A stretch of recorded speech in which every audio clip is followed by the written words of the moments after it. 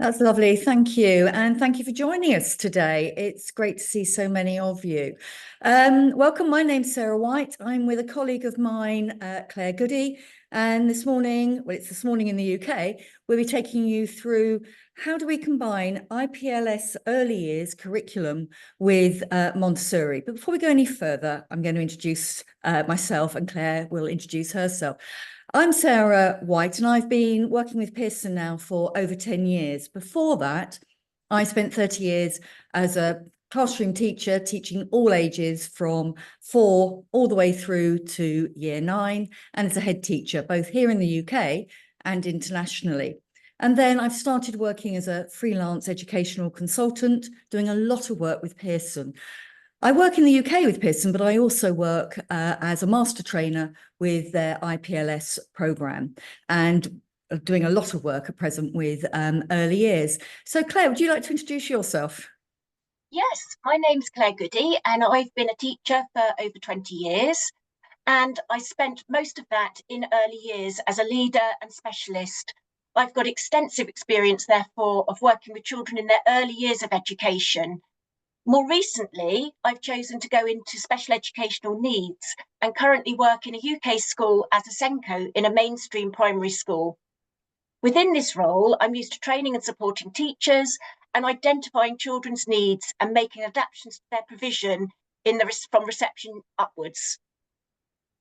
That's great, Claire. So my job today is to sort of top and tail our webinar, and we're going to have quite a good, hopefully, Q&A at the end. And Claire's going to take us through really looking at how you can use Montessori strategies, the Montessori approach, if your school is using the IPLS early years curriculum.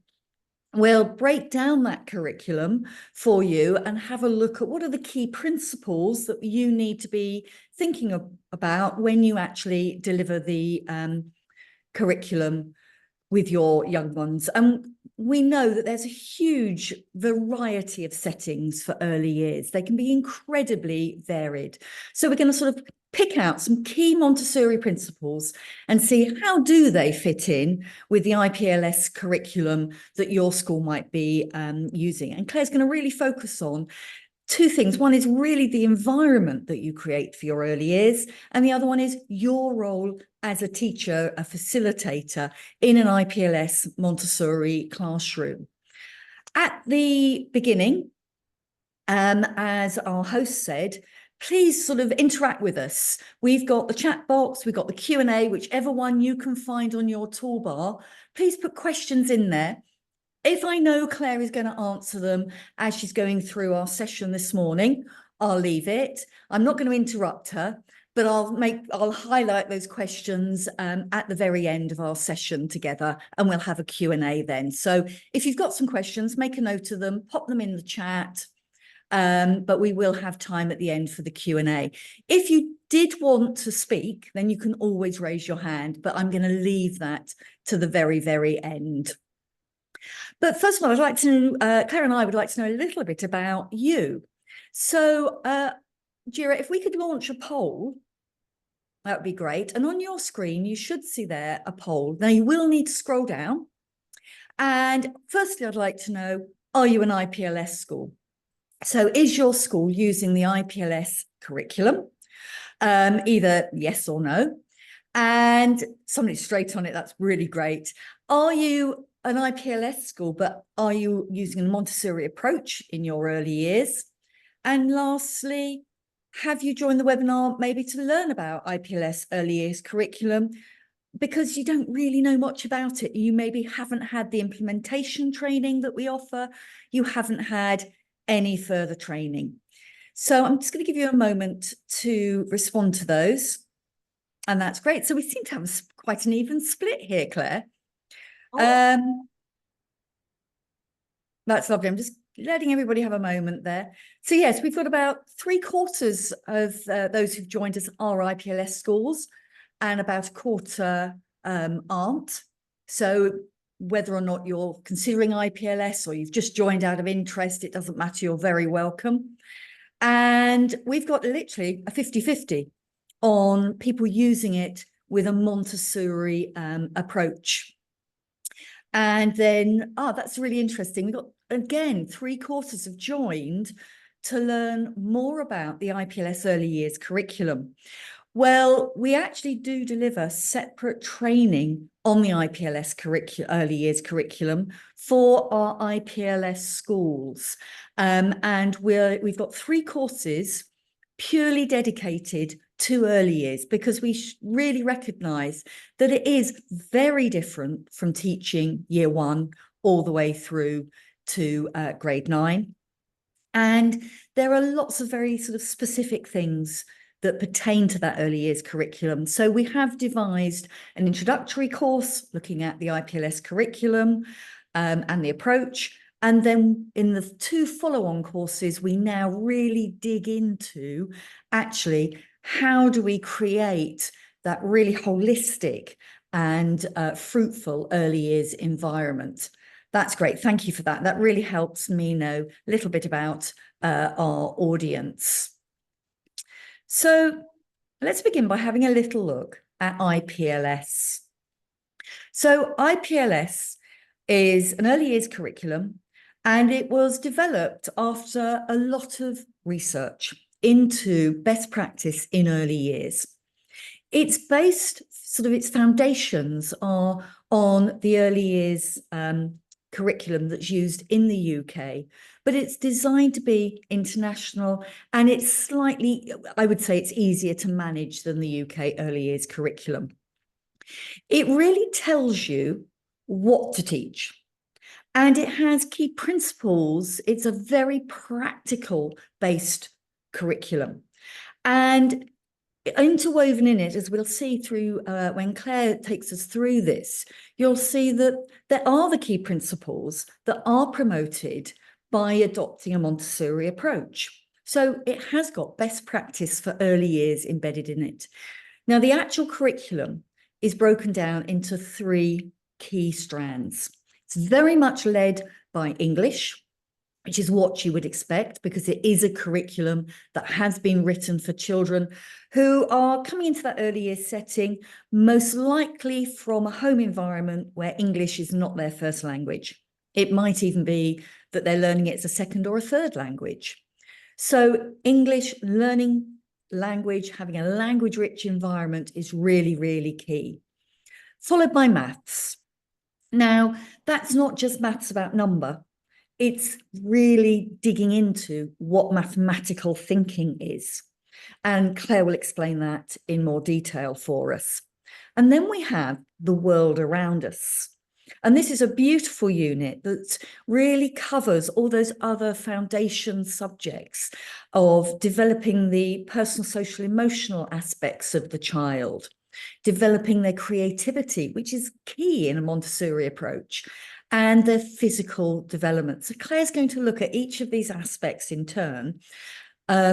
We'll look at how we phrase it with IPLS, and then we'll look at how it dovetails in to a Montessori approach, because what we want to show you is how the Montessori principles can be developed and embedded to allow children to grow in independence and sort of creativity and free thinking and problem solvers within that IPLS early years curriculum, so that you as an early years teacher are really giving them a solid foundation. So I'm going to now hand over to Claire, who's going to take us through how Montessori, some of those key principles, work with IPLS. Over to you, Claire. Thank you. Maria Montessori obviously she's been around an awfully long time, but she's still really, really relevant today, because her work and her observations on children were groundbreaking. And this is why her theory underpins most modern day early years curriculums. Montessori practice is based around the fact that children need the opportunity to play. Play is so important in the early years. They need to explore, they need to discover the world around them with independence and creativity. Montessori believed that play is the work of children. And I tell you what, I wish I was a child and I could still be able to have that facility to play so often in school. The practitioner's role is to facilitate, extend, and develop children's play, getting them to think creatively, Practitioners can do this by building trusting relationships with the children. They need to also develop their communication and language skills so they can talk about what they're doing and get that real sort of like communication going with their peers and also the facilitators as adults. The adult needs to scaffold and extend their play and creativity. Without the adult there, children will play with the same thing over and over again. So it's up to the adult to come in and sort of like, what is it you're playing with? Oh, I see you've done that. How else could you do it? And it's think about what you can put out in that curriculum, what you could put out in your environment that can bring that play on and make it more meaningful and sort of like weave into it the learning that you've done through direct inputs.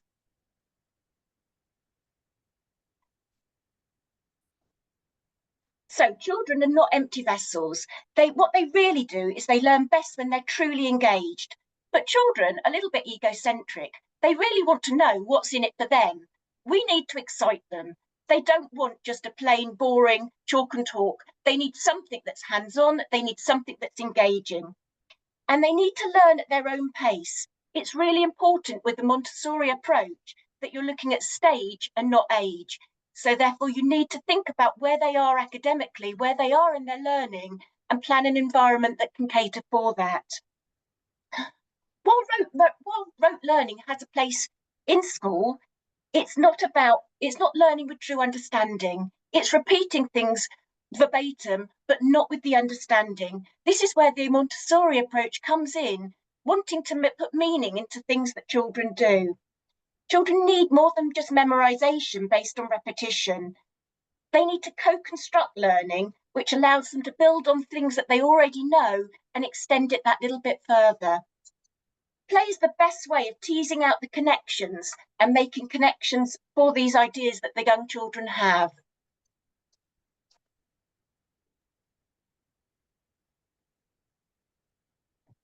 In the time together, we're going to explore more in depth how we can align the IPLS with the key Montessori principles. Let's begin with the key area of language and literacy.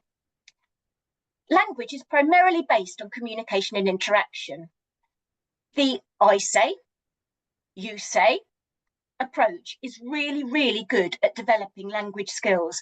This is where the teacher will say a sentence, the teacher and the child say the sentence together, and then the child will say the sentence independently. This is a really supportive way of learning and develops new vocabulary in a context that the children can understand. Playful opportunities also need to be explicitly planned for. People look at an early years classroom and they think it's just play and it's just random. So much care and thought needs to go into it. You need to think about what you're putting out in that environment, how that dovetails into your direct inputs, what the children are going to be excited about, what they're actually going to want to look at, explore, and get them thinking and working together.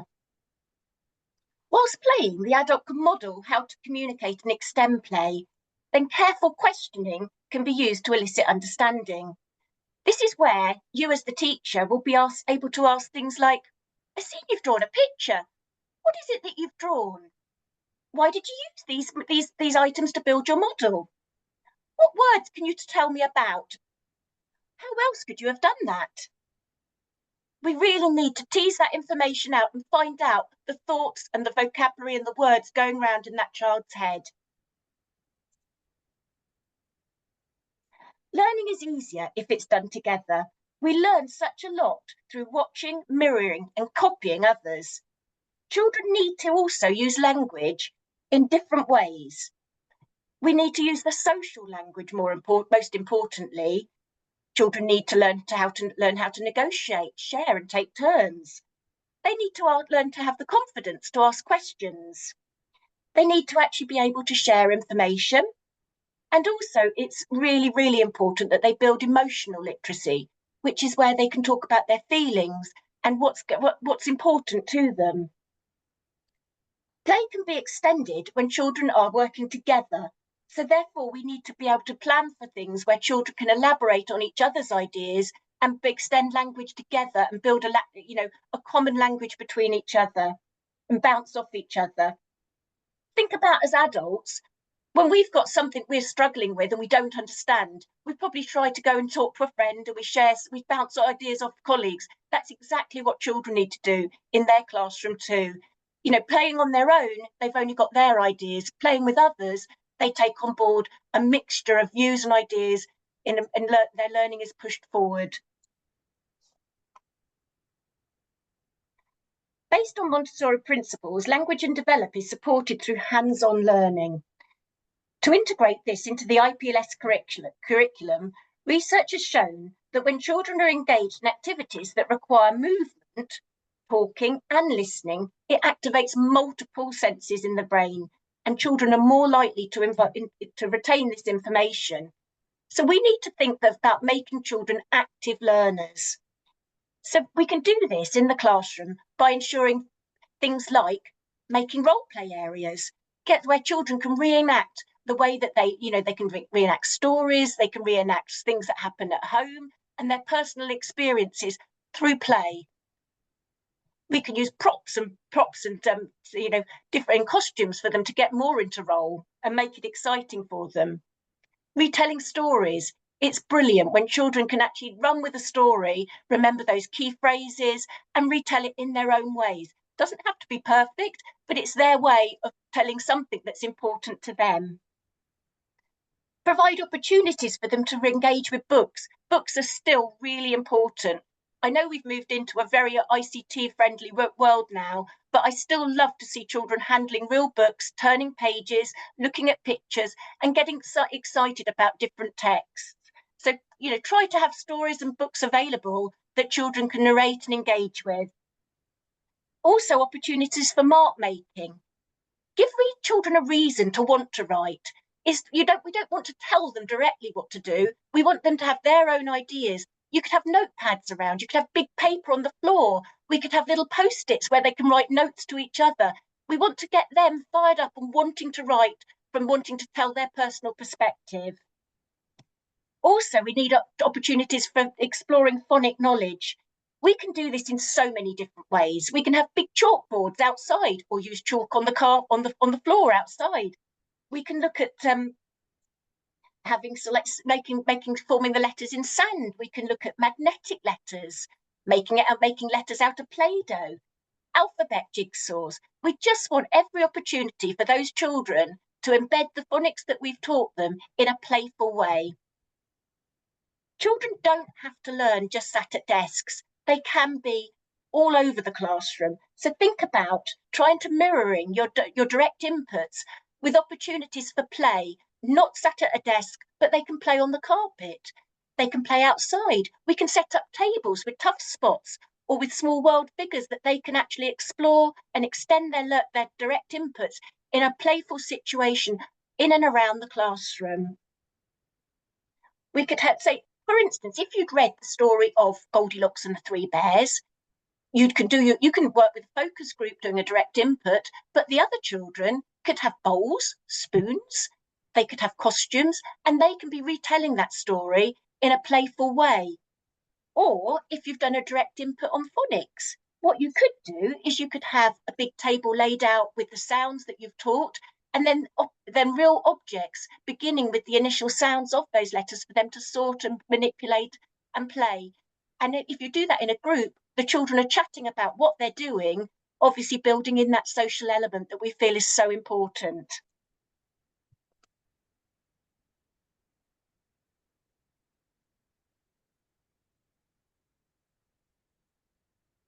So for literacy, we can do this by making those social opportunities explicit with circle times.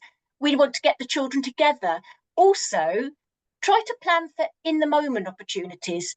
Say, like, if your children have come in from play, they've had a bit of a argy-bargy, they've had a bit of an argument with people.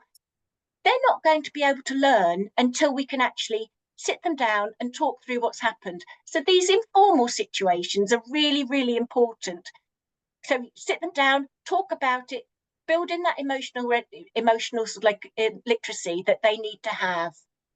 We need to plan for group situations. We can do this by art projects. We can do this with team games. Role play is another brilliant one for building in that they're taking on the role of a different character, using language that they wouldn't use in their normal social interactions, bringing in those repeated refrains that they've learnt from a favourite story. And we talked about writing for a reason. So put out that big paper, get the chalks, get the crayons, get the pencils, have your notepads. They love being role play, with like playing maybe policemen where they've got their little pocket notebook, or they love taking orders for restaurants if you set up a role play cafe. They love getting into role, and you can get even the most reluctant writers writing when you do that, believe me.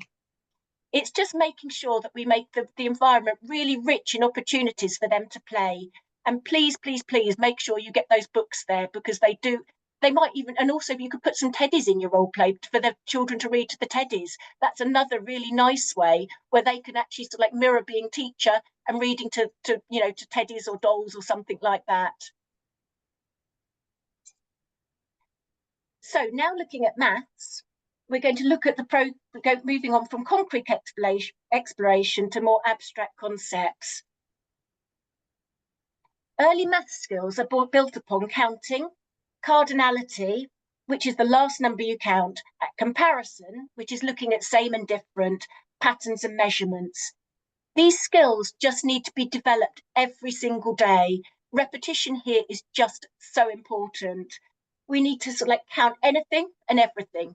Think about when your children are lining up. Can the children be counted? When they're sitting round in a circle, can you count them as you hand out fruit maybe? Do you have cubes that they can count? Do you have even paper clips? I know that I was in class the other day and some children had a big magnet and they were hanging off the paper clips from the magnet, and we were getting them to count how many they'd managed to pick up. Then you could bring in the elements of more and less. And the children loved it. They didn't know that they were learning, but so much learning was taking place. Singing and counting songs are really, really great as well. They're great for rhythm and repetition, and it really helps the children to grasp the sequence of numbers. And then I think even us, we remember those number songs we learned as children. They don't go. They are certainly in our memories forever. Number games are really good at developing the skills of counting on and counting back. They're also good for the social skills of turn taking too. They also give children fluency in number, which is so important. It's just so it almost becomes automatic.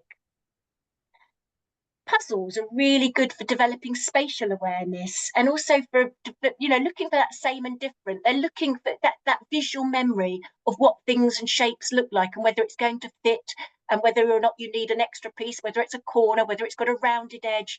That really is early math skills. And it's those open-ended questions to develop new concepts. The open-ended questions are things like, why do you think? Why do you think that happened? What's the pattern? Will that always be so? How do you know? It's really playing devil's advocate and teasing out their understanding of early mathematical concepts. And it's basically following on from the Montessori principles. It cements their understanding, and it also gives them the confidence to have a go. Early math skills are really fundamental, and it's important to remember that early maths is not just about numbers and shapes, but it's really, really also about that reasoning, thinking and problem solving. We don't want the children just to be rote learners. We want them to actually start off with that inquiring mind. So it's really important that we encourage that questioning approach early.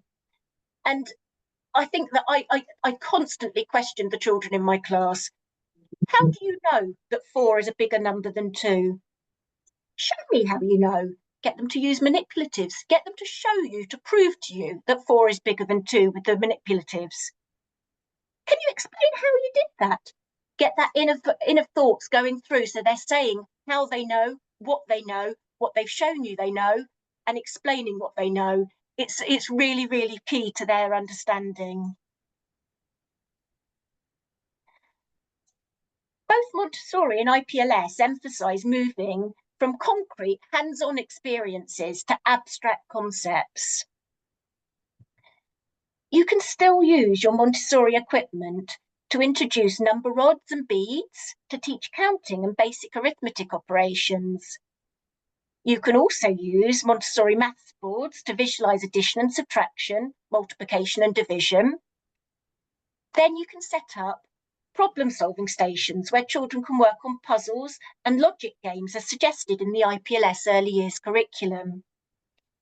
Maths should be more than rote learning, as without understanding, there's going to be gaps in their children's knowledge and also misconceptions that need to be addressed early. Maths should make us think. It's the basis of early problem solving. And research has shown that maths skills are a key indicator of success later in life. So if you've got children that are really fired up by maths and have got those questioning minds and they've got those analytical thoughts early, heads up, they're going to do well later on. The progression in maths in both Montessori and the IPLS is clear. Both start with concrete experiences, moving on to pictorial representations, and then finally abstract concepts. Let's explore this a little more. Concrete experiences are where children get the opportunity to handle, move, and play with real objects. This is things like your counters, your cubes, your apples, anything you've got that the children can pick up, manipulate, move, and count. The use of manipulators at this early stage is so important. The children really need to visualise what they're doing, handle it, and actually move things, to encourage that one-to-one correspondence. So in class, every opportunity that there is, try to get children to count. They can count out fruit, they can count out, they can count the hang socks on a line, peg them on, counting them as they go, beads on a string. Any opportunity, count anything and everything. It's about developing the understanding of number, like the fiveness of five. So 5 coins is the same as 5 apples, it's the same as 5 socks. This is what we call number sense, and that only comes through repetition and handling things in so many different, different contexts. They need to have variety and they need to have it embedded. By counting and manipulating objects, they can visibly see the concepts of more, less, and they get a feel for number. This is called the doing stage.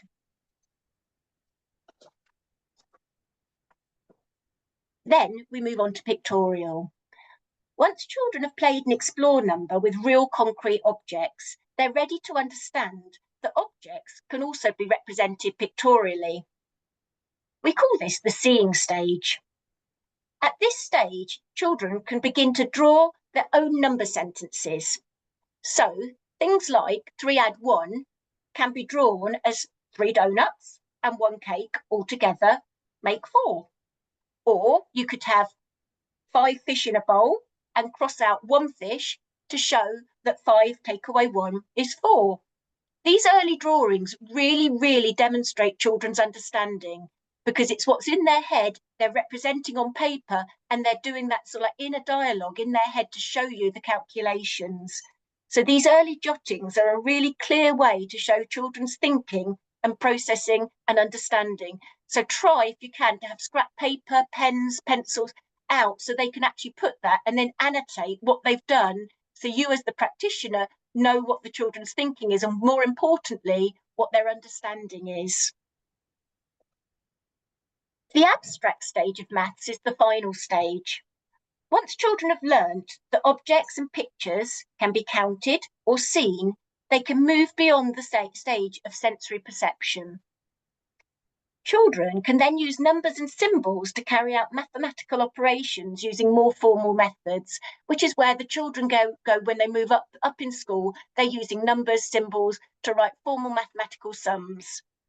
But they do need to have that pictorial and concrete, the operations really firmly embedded before they move to that abstract stage. Personal and social and emotional development links directly to the Montessori principle of respect. Respect is really so much about a child feeling valued in your class. So each day in your setting, do you greet the children personally? Do you listen to their questions? Do you answer them fully? Do they feel safe and able to express themselves in your class? Even if they're shy and quiet, do you give them the time for them to sort of like, get to know you and feel that they can talk to you? Is your language positive and able to give the children confidence and a sense of well-being? Every child in your class is different, but their individuality is something that we should really celebrate. Children learn best when they're with people who they trust and who will develop their sense of self-worth. Examples of how to use language positively within your class is things like, if they're wriggling on the carpet, instead of saying, "Sit still," you could say to another child, "I can see you're sitting really nicely. You're definitely ready to start learning." Is so much more positive rather than sort of like, telling them off for doing something. Praise them for what they are doing right. Another thing is, you could, instead of saying, that's not the right answer, we could instead say, should we have a look at this together? And you just do it in a really calm, supportive way so the children really feel that they can trust you and you're on their side. The Montessori method nurtures personal and social development by respecting children as individuals and encouraging collaborative learning. It's the social aspect. Early years classrooms shouldn't be really quiet. They should have a buzz about them. They should feel that you've got lots of busy, engaged children, so like wanting to learn, excited to learn. And they will be talking because what we want them to do is interact. So plan for activities such as group projects, plan for role play, get even those shy children dressed up, talking, wanting to sort of like act out a part in a story. Have class meetings and promote this personal and social skills and that emotional literacy where they can talk about what's important to them, what their thoughts are. What we want is them to go forward into life being people who are confident to say what they think, say what they feel, and also to work in groups with each other. An ability to understand and verbalise feelings is so important, and it will take them a lot further than other skills in life. So to integrate with the IPLS curriculum, organise group activities and collaborative projects, facilitate role play. Sometimes that means you being silly by you having to be part of their role play to model what you expect them to do. They can't do what they don't know, so you're the ones who have to show them. You have to put on the funny voices, you have to put in the drama, you have to show them how to project and make learning fun. But we also need to teach them empathy and teach them how to conflict resolution. They need to be able to sort of like understand why their friend's upset, what their part in it was. Ideally, this should be done in the moment. So it is about sort of like catching them when there's in the moment things saying, that wasn't very kind. What could you have said instead? Do you know how you've made somebody feel by doing that? It's made them sad.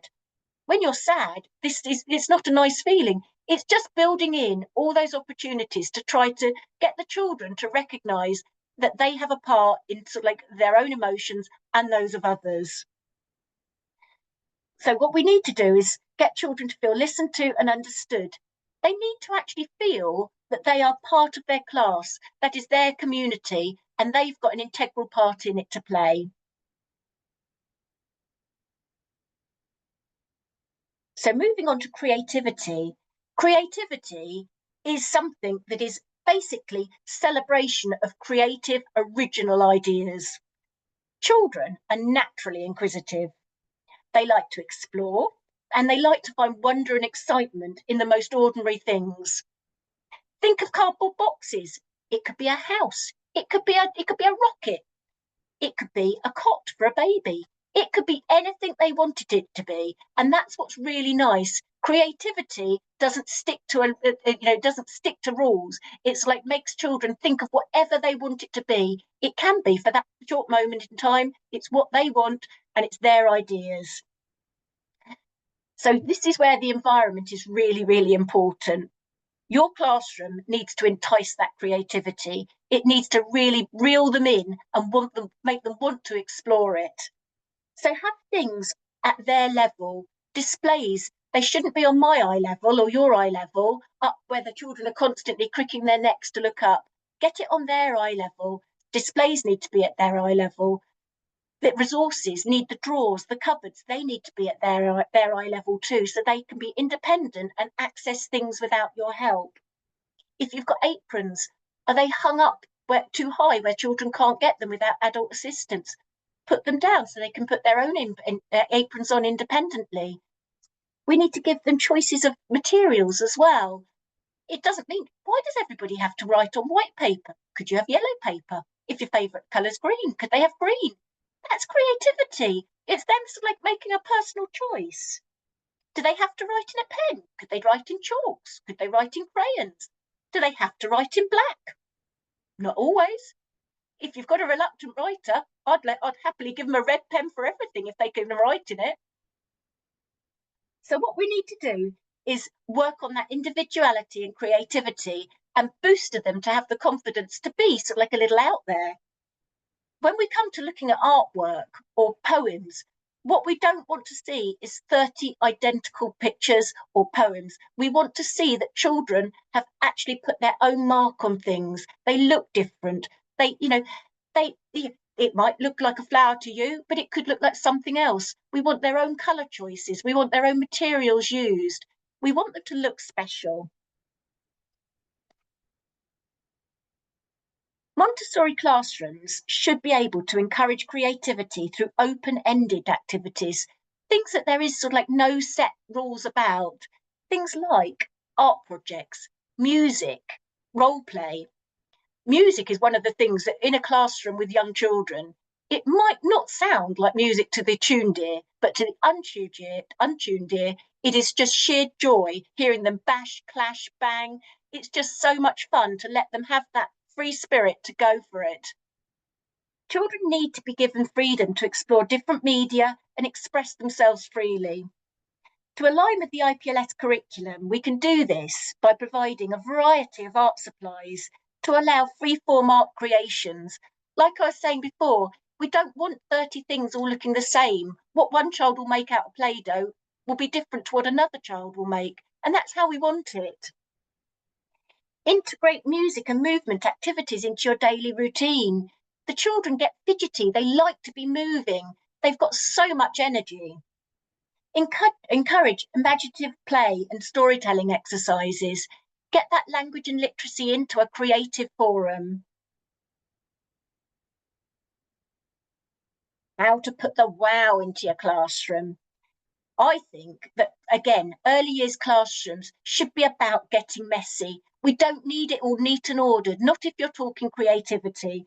We need them to have sensory experiences, get their hands into paint, have a feel of Play-Doh or clay.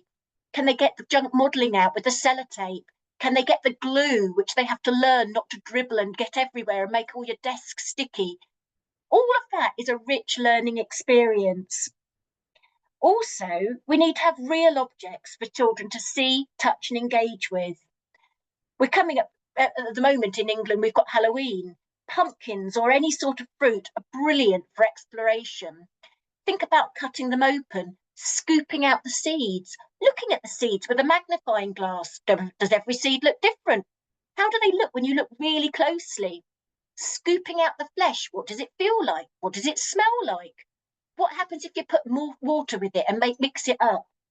We want to use memorable experiences for children. They really learn best when they're engaged in something it's made like a mark emotionally on them that they've had fun with. So if they've had a multisensory experience, what will they have seen? What will they have heard? What will they have smelt? What might they have tasted? Those are the things they're going to remember because they've been actively involved and they've had fun and got messy. And I like that. Physical development. We use fine and gross motor skills in pretty much everything we do in our daily lives. Writing, dressing, eating, opening cupboards, tying shoelaces, walking, climbing stairs, carrying things. Physical development in Montessori involves practical life activities that refine motor skills and promote independence.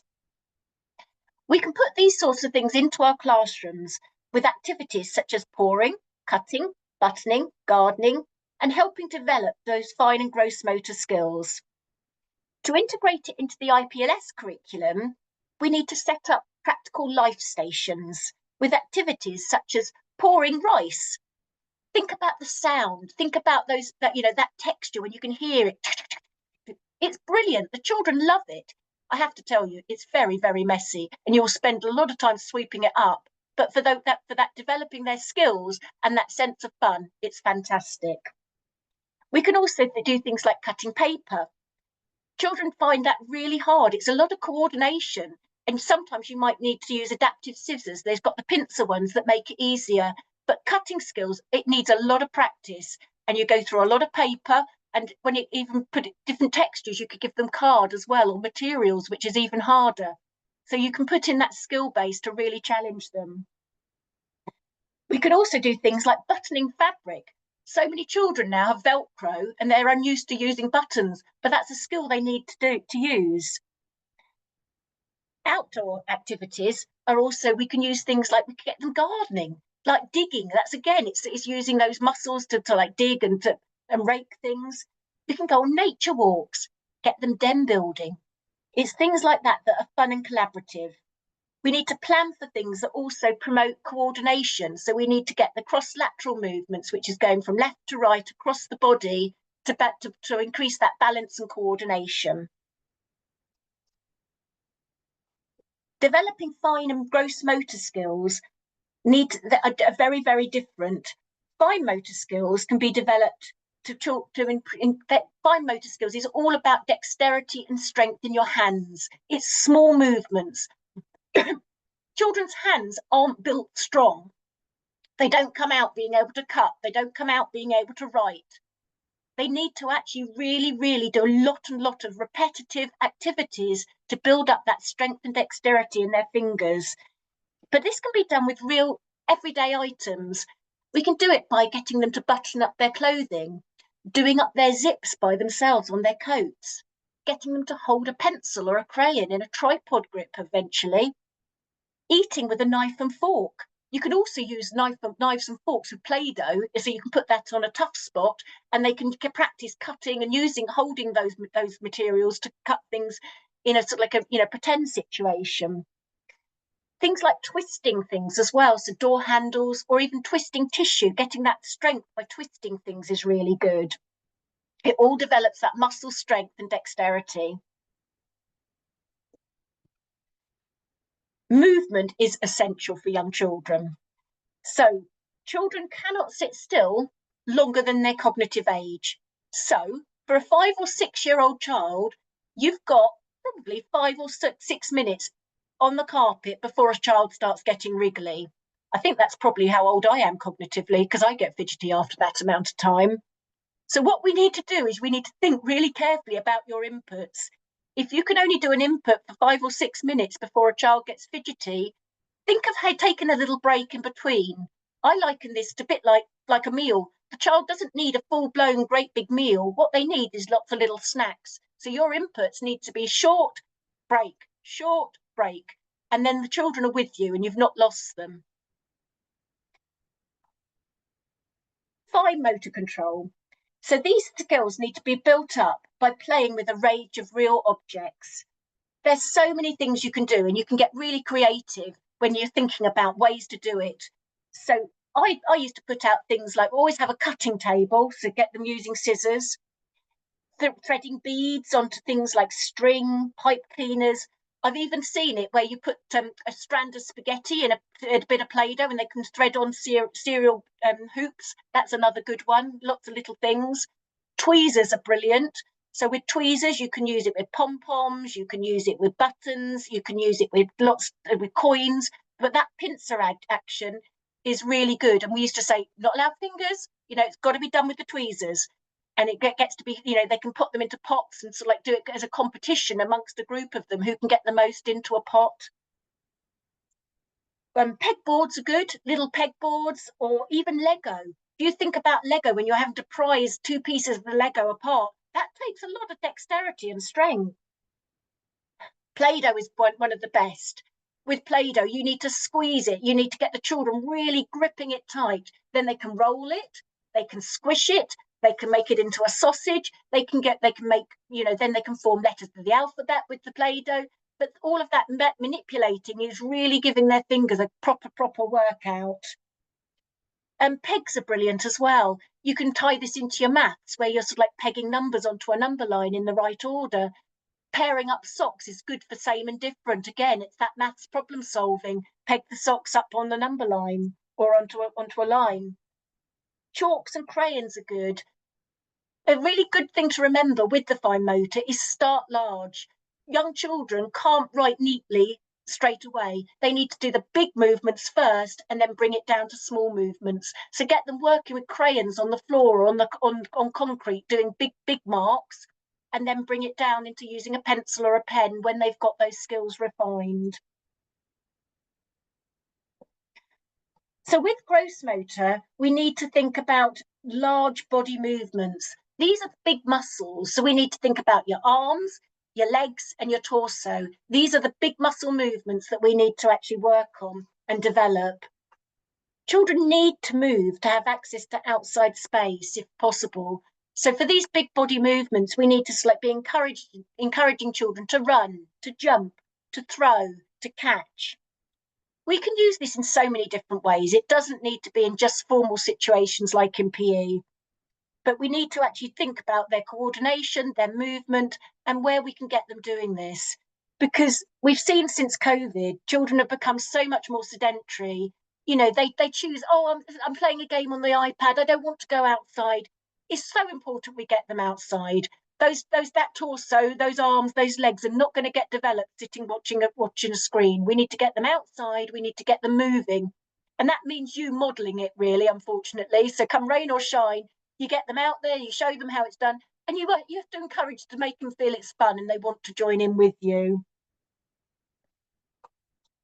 So physical development can be planned for in things like PE or unstructured playtimes or lunch times. But I think more importantly, even within your classroom, we still need to have opportunities for movement. This doesn't need to be big movements. They can actually they can be even seated. Can you give me a little shoulder shimmy?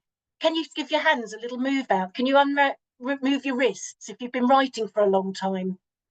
Another good one is doing cross-lateral. So can you put your finger on your nose? Can you put your finger on your shoulder? Can you go from your left hand to your right foot? Can you balance on one leg? All of these things can just be those little tiny brain breaks to stop children's cognitive overload, but also refresh them and get them ready to learn again. Playtimes are really good, though, for getting out active equipment. So we need to give them the opportunity to get those big gross motor movements. So give them opportunities to push, to pull, develop their arm strength. Can they crawl? Can they hopping? Skipping is one. That is something that probably you have to model.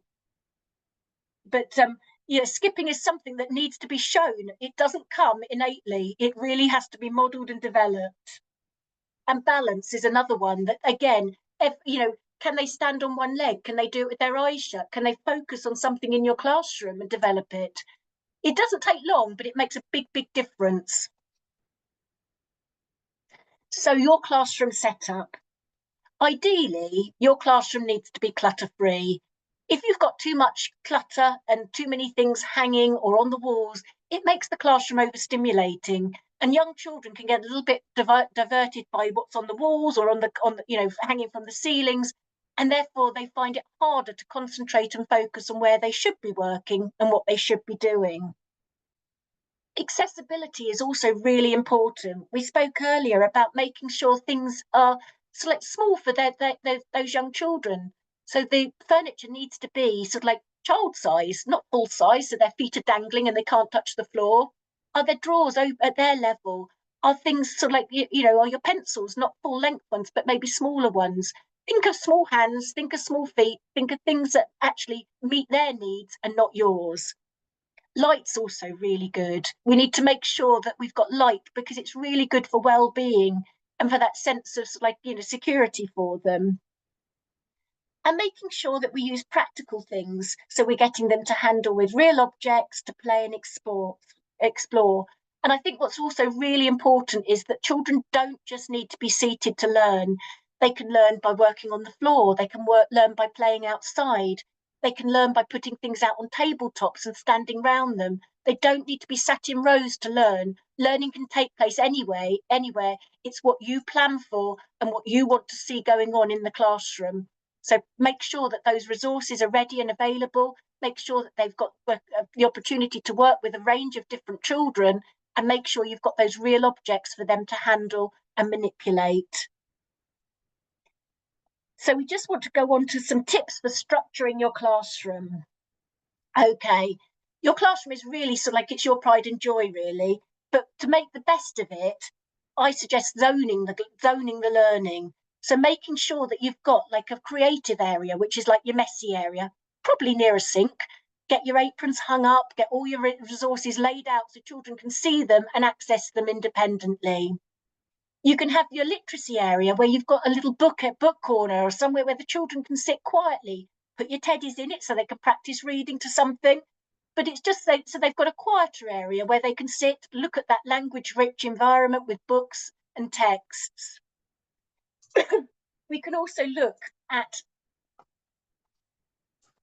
it's just making sure that everyone's got the natural light and we've got those zones, making things accessible, child size, just making it enticing for them. The children will need to want to learn there. That's what we really want for them. And the role of the teacher, what is your role in doing this? As the facilitator, you are the one who's there to tap into the children's interests. You are there to ask those questions that unpick what's going on in their brain. You'd be amazed. Sometimes you're seeing a child play with something and you think that they've got one thing going on. When you chat to them, it's so much more going on in their head, but you need to tease that information out of them by asking those open questions, developing their understanding, promoting their creativity, and most importantly, their independence as well. Try to make sure that these young children grow into lifelong learners. You've got to put the spark into it early, ignite that fire.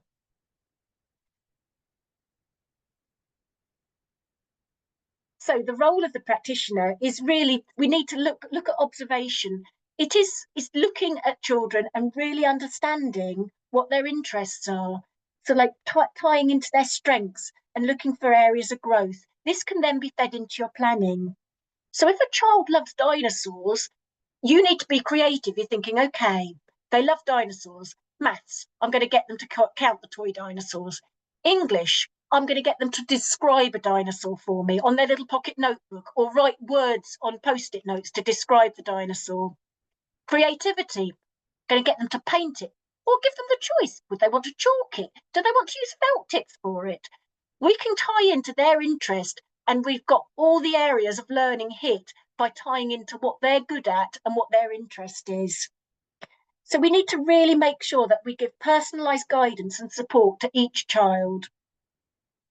The environment also needs to be set up and maintained, and it needs to really want to entice the children.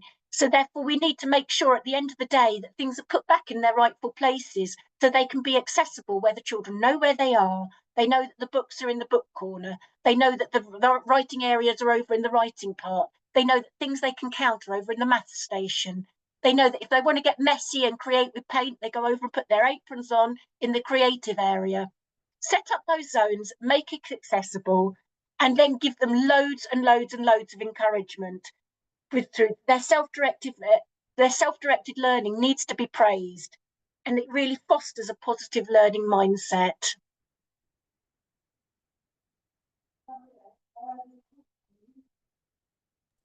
Wow, Claire, thank you. You've covered a lot there in our time, and an awful lot to think about. And as I say, IPLS Montessori, it's just based on really what the research shows is really good, solid early years practice. And I know when I'm training in schools, and I'm training mainly internationally in IPLS, I always big up the early years, because everything you've said, if teachers are doing this and they get it right, actually it means from year one all the way through, the other teachers reap the benefits of that. If the children are sat down and teachers are more concerned about filling in the workbook, what does it look like? Are the children all just sitting doing? Then actually, are they actively engaged and learning? Then we know that the learning happens anyhow. So thank you for that. I think we've got lots of really great ideas. And what I want to do now is just sort of give you time to ask any questions. I've got one question, which I think is, I was expecting this question in the chat, and it is a really, really important one. And it's, if anybody wants to see in the chat the question, it's that question that I am asked probably every time I'm training, but our children come to school without any English. What do we do? How do we cope?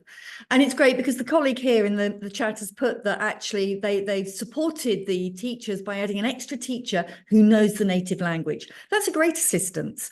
I mean, when I was overseas, which was 21 years, I never had that facility. I was teaching in countries where I didn't speak the main language that the children spoke. But by actually this active learning and the physical use of objects and playing, you'll be amazed at how quickly the children do pick up that language. And I think one of the really important things to be aware of as an EAL teacher is we must also develop the first language. So our young children coming into our early year settings at 4 and 5 are still developing their first language. And then we're wanting them to develop a second language. So saying to this age group, you mustn't speak your first language, actually is detrimental to their language learning. We allow them to use their first language as that scaffolds and supports the learning of English. What we do as teachers is to model the English. So having a bilingual teacher in there is a great asset, but it doesn't mean you can't work really well if you haven't got that added support.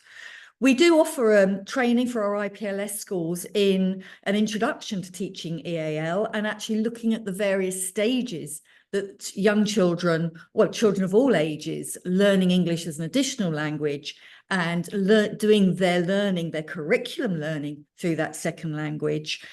We actually do a training session to support you in that, because many teachers, we're teachers first, and many teachers haven't had any help or support in teaching in the EAL environment. There are no magic wands, but with young children, it actually can happen quite quickly.